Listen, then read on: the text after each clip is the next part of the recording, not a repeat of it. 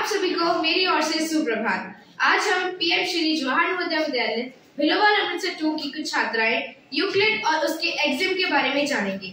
Sir ने हमें जो भी सिखाया है उसे खेल खेल में सीखेंगे और सिखाएंगे।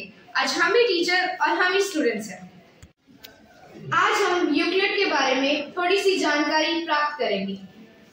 यूनानी गणितज्ञ थेल्स को पहला ज्ञात प्रमाण यानी फर्स्ट नॉन प्रूफ देने का श्रेय दिया जाता है।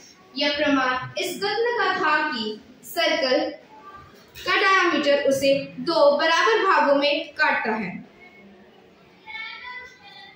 थेल्स के सबसे प्रसिद्ध शिष्यों में से एक पाइथागोरस थे, जिनके बारे में हम सबने सुना ही होगा। पाइथागोरस और उनके समूह ने कई ज्योमेट्रिकल प्रॉपर्टीज की खोज की और थ्योरी ऑफ ज्योमेट्री को काफी हद तक विकसित किया। यह प्रक्रिया 300 ईस्वी पूर्व तक जारी रही। उस समय मिस्र के अलेक्जेंड्रिया में गणित के शिक्षक यूक्लिड ने सभी ज्ञात कार्यों को एकत्रित किया और इसे अपने प्रसिद्ध ग्रंथ एलिमेंट्स के व्यवस्थित किया। उन्होंने एलिमेंट्स को 13 अध्यायों में विभाजित किया। प्रत्येक को एक पुस्तक कहा जाता है। इन पुस्तकों ने आने वाली पीढ़ियों के लिए पूरी दुनिया की ज्यामिति की समझ को प्रभावित किया। आज हम यूक्लिड के एग्जाम पर चर्चा करेंगे। अब हम यूक्लिड के फर्स्ट एग्जाम के बारे में जानेंगे, जो है things which are equal to the same things are equal to one another। वे वस्तुएं जो एक ही वस्तु के बराबर हो एक दूसरे के बराबर होती हैं। अब हम एक लेंथ लेंगे जिसकी लेंथ होगी 10 सेंटीमीटर। अब एक और लेंथ लेंगे जो 10 सेंटीमीटर वाली लेंथ के बराबर होगी, और एक और लेंथ लेंगे जो भी 10 सेंटीमीटर वाली लेंथ के बराबर होगी। अब ये दोनों लेंथ 10 सेंटीमीटर वाली लेंथ के बराबर है, इसका मतलब ये दोनों भी आपस में बराबर होगी और इनकी लेंथ 10 सेंटीमीटर होगी। अब हम स्केल्स की हेल्प से इस एग्जाम को समझेंगे। ये मेरे पास एक स्केल है और ये स्केल इस स्केल के बराबर है, और ये स्केल भी इस स्केल के बराबर है। ये दोनों स्केल इस स्केल के बराबर है, यानी ये दोनों स्केल भी आपस में बराबर होंगी। आज की हमारी दूसरी एग्जाम है if equals are added to equals the wholes are equal। यदि बराबरों को बराबरों में जोड़ा जाए तो पूल भी बराबर होता है। आइए एक उदाहरण लेके समझते हैं। मैंने अपनी पहली फ्रेंड को 5 बॉल्स,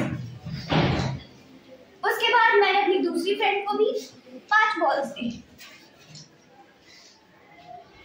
उसके बाद इन्होंने मुझसे और बॉल्स मांगी, तो अपनी पहली फ्रेंड को भी मैंने 3 बॉल्स और दी, और उसके बाद अपनी दूसरी फ्रेंड को भी 3 बॉल्स और दी। अब तुम बताओ कितनी बॉल्स हुई? अब मेरे पास पूरी 8 बॉल्स हैं। अब मेरे पास भी पूरी 8 बॉल्स हैं। इससे हमारा सेकंड एक्सियम प्रूव होता है। यदि बराबरों को बराबरों में जोड़ा जाए तो पूर्ण भी बराबर होता है। आइए एक और उदाहरण लेके समझते हैं। मैंने अपनी पहली फ्रेंड को 100 रुपए दिए, उसके बाद अपनी दूसरी फ्रेंड को भी 100 रुपए दिए। इन्होंने मुझसे और पैसे मांगे, तो मैंने अपनी पहली फ्रेंड को 50 रुपए और दिए। उसके बाद अपनी दूसरी फ्रेंड को भी 50 रुपए और दिए। अब तुम बताओ कितने हुए? अब मेरे पास कुल 150 रुपीस हैं। अब मेरे पास भी कुल 150 रुपए हैं। इससे हमारा सेकंड एक्सियम प्रूव होता है। If equals are added to equals, the wholes are equal। और आज का हमारा थर्ड एग्जाम ये है कि if equals are subtracted from equals, the remainders are equal। यदि बराबरों को बराबरों में से घटाया जाए तो शेषफल भी बराबर होते हैं। जैसे कि हमने एक रेक्टेंगल ली जिसकी हाइट है 2 सेंटीमीटर, ऐसे ही हमने इसके ऊपर 4 रेक्टेंगल्स ली। अभी इन 5 रेक्टेंगल्स का एक रेक्टेंगल बना जिसकी हाइट है 10 सेंटीमीटर, और दूसरी तरफ भी हमने सेम ऐसा ही लिया जिसकी हाइट है 10 सेंटीमीटर। अभी हमने इनमें से एक रेक्टेंगल निकाल दी और जैसे ही हमने दूसरे रेक्टेंगल भी निकाल दी, ऐसे ही हमने दूसरी तरफ एक रेक्टेंगल निकाल दी और दूसरी भी निकाल दी और हमारे पास 3 रेक्टेंगल बची जिसकी कुल हाइट हुई 6 सेंटीमीटर और ऐसे ही दूसरी तरफ से इनकी हाइट 6 सेंटीमीटर हो गई। अब इससे हमें ये पता चलता है कि if equals are subtracted from equals the remainders are equal। और इससे समझने के लिए हमें एक और उदाहरण की जरूरत है। जैसे मैंने अपने एक फ्रेंड को 8 बॉल्स दी और दूसरी फ्रेंड को भी 8 दी और मैंने अपने पहली फ्रेंड के हाथ में से 3 बॉल निकाल दी और दूसरी के भी 3 निकाल दी। अब आप बताओ कि आपके पास कुल कितनी बॉल्स हैं? अब मेरे पास 5 बॉल्स बची हैं और आपके पास? मेरे पास भी 5 बॉल बची हैं। और अब इससे यही प्रूफ होता है कि if equals are subtracted from equals the remainders are equal। अब हम एक और उदाहरण लेकर आपको समझाते हैं कि जैसे हमारे पास 150 रुपए हैं, मैंने अपनी फ्रेंड को 150 रुपए दिए और दूसरी को भी 150 दिए। मैंने इन दोनों में से 50-50 ले लिए। अब आपके पास कितने बचे? अब मेरे पास 100 रुपए बचे हैं और आपके पास? मेरे पास 100 रुपए बचे हैं। इससे हमें ये पता चलता है यदि बराबरों को बराबर में से घटाया जाए तो शेष फल भी बराबर होता है। आज का हमारा 4th एग्जाम है things which coincide with one another are equal to one another। वे वस्तुएं जो परस्पर संपाती हों एक दूसरे के बराबर होती हैं। इसके बाद हमने 2 ट्रायंगल लिए, ये दोनों एक दूसरे को कवर करते हैं। इसका मतलब इन दोनों की तीनों साइड्स बराबर है, तीनों एंगल्स बराबर है और पेरीमीटर भी बराबर है और एरिया भी बराबर है। इसके बाद हमने 2 रेक्टेंगल लिए, ये दोनों एक दूसरे को कवर करते हैं। इसका मतलब इन दोनों की लेंथ आपस में बराबर है, ब्रेथ आपस में बराबर है, एरिया भी बराबर है और पेरीमीटर भी बराबर है। इसके बाद हमने 2 लाइंस ली, ये दोनों एक दूसरे को कवर करती हैं। इसका मतलब इन दोनों की लेंथ भी बराबर है।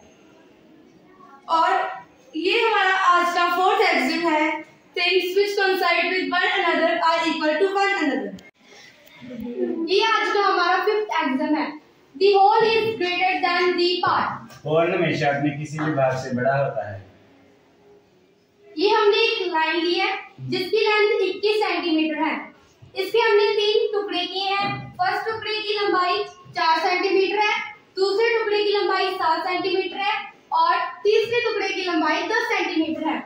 ये 3 टुकड़े की लंबाई हमेशा अपनी लाइन से छोटी होती है और ये लाइन हमेशा अपने टुकड़ों से बड़ी होती है। इससे हमें पता चलता है the whole is the greater than the part।